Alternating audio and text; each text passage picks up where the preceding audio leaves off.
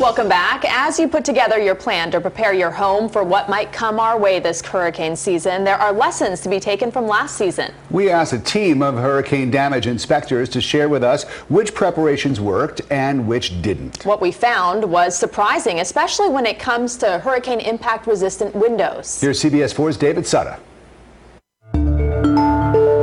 John McCallie has been inspecting hurricane-damaged homes and repairs since Hurricane Andrew, and this past year his team was quite busy. You guys have done a few inspections since Irma?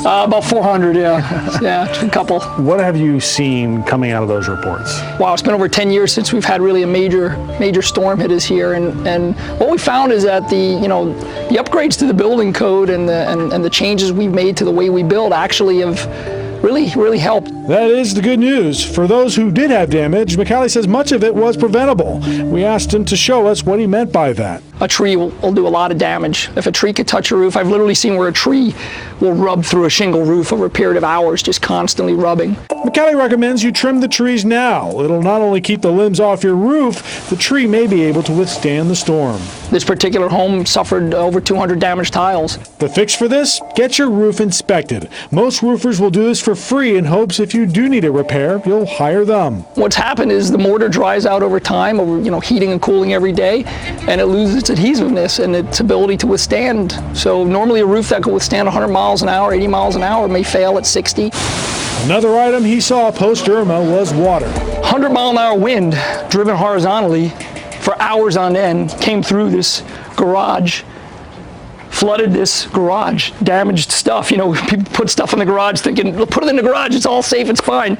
Well, to best we could tell, there was about 1.5 inches of water in this garage for, hours. John recommends stuffing towels into vents. Even if they are soaked, it will keep water from flowing in. He recommends doing the same for your windows. What would happen is the water would enter the track, driven by 100-mile-an-hour wind. It has a drain, but it can only drain out so fast, or maybe there's debris in there, and the water will inundate the track and pour into the home. And about those impact windows with high price tags, Irma showed us they may not be worth it. They found that the windows had actually been sandblasted by the debris, and thousands of little scratches and nicks. There's no way to salvage that kind of window. Not that we know of at this point. You really can't polish the glass. Lastly, John recommends checking the seals on all your doors, windows, and sliding door tracks. A majority of their post-Irma inspections dealt with situations where water got into homes and created chaos. Mold needs two things. It needs moisture and food. The food is always here. You probably couldn't make a better food than drywall for mold. It's hard to imagine putting storm shutters up over hurricane impact glass. It just seems kind of crazy. One final note from personal experience: if you have storm shutters, you want to make sure that you have all the hardware, the screws and the bolts and the nuts, to make sure you have that already. You don't want to be the person at the hardware store trying to find that last box when a storm is approaching. From the Florida Keys, David Sutter, CBS4 News.